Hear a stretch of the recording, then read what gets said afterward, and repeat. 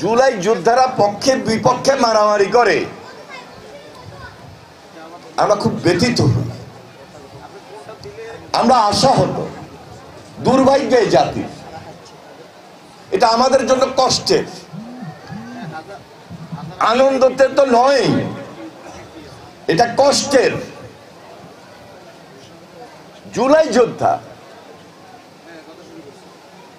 নামে জুলাই যোদ্ধা, প্রকৃতপক্ষে গতকালকে শাহবাগে যেটা হয়েছে কামে কি জুলাই যোদ্ধা?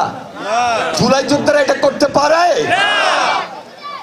জুলাই যোদ্ধা কি শুধু শাহবাগেই ছিল? সারা বাংলাদেশের জুলাই যোদ্ধা ছিল না? আমি, আপনি, আপনারা, দেশের মানুষ সবাই কি জুলাই যোদ্ধা না? তাহলে কিছু সংখ্যক জুলাই যোদ্ধা নামে যদি আমাদের বদনাম করে এবং আমাদেরকে ব্যথিত করে, আমাদেরকে আহত করে, আমরা যদি তাদের কারণে কষ্ট পাই, স্বাভাবিক কারণেই ফ্যাসিস্ট সেখানে সুযোগ পায় না। সবাই মিলে আন্দোলন করলাম হাসিনার বিরুদ্ধে, লড়াই সংগ্রাম, গুম খুন, হেলিকপ্টার থেকে পর্যন্ত শিশু বাচ্চাটাকে হত্যা করেছে, ছাত্রকে হত্যা করেছে, আমার দলীয় নেতা কর্মীকে হত্যা করেছে, সাধারণ মানুষকে হত্যা করেছে। হাসিনা পালিয়ে গিয়েছে, কিন্তু আমরা সারা বাংলাদেশের সব যোদ্ধারা এক এবং ঐক্যবদ্ধ এখন পর্যন্ত থাকতে পারবো না। এই একটি বছরের মাথায় এটাকে দেশের মানুষ কি খুব ভালোভাবে নিবে? এই ব্যাপারে অনেক রাজনৈতিক দলের মধ্যে যারা গুরুত্বপূর্ণ ব্যক্তি, তাদের অনেক করণীয় ছিল, এখন পর্যন্ত তারা সেটা করছেন না। বিশেষ করে কারণ নাম না নিয়েই বলি, নতুন কোন রাজনৈতিক দল হবে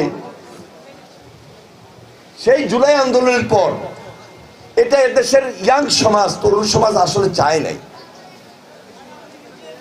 কারণ তারা মেধার জন্য লড়াই করেছে,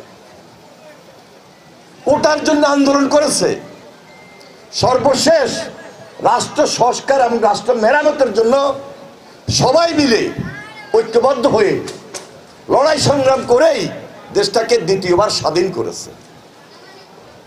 তারা যদি নিরপেক্ষ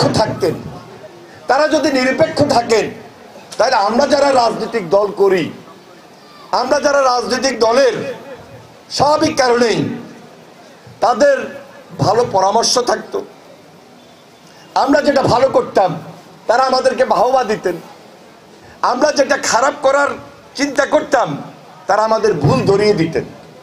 তাহলে তারা দেশের মধ্যমণি হিসাবে জুলাই আন্দোলনের সময় যেভাবে ছিলেন আজকেও সেভাবেই থাকতেন।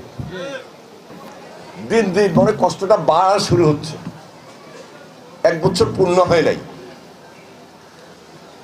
5 তারিখে 1 বছর পূর্ণ হবে।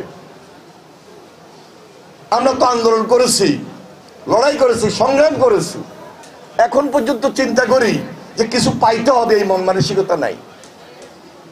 যদি কোন রকম বাংলাদেশে বেঁচে থাকতে পারি বাকি জীবনটা, এটাই আমাদের চাওয়া পাওয়া ছিল এবং এটাই সবাই চাওয়া পাওয়া হওয়া উচিত ছিল, এর বাইরে অন্য কিছু না। দেশ চলবে, দেশের নিয়ম থাকবে, নীতি থাকবে, দেশে কোনো দুর্নীতি থাকবে না, দেশে কোনো সন্ত্রাস থাকবে না, আইন শৃঙ্খলার অবনতি হবে না। সাধারণ মানুষ এটাই তো প্রত্যাশা করে, এর বাইরে সাধারণ মানুষ অন্য কিছু চায় না।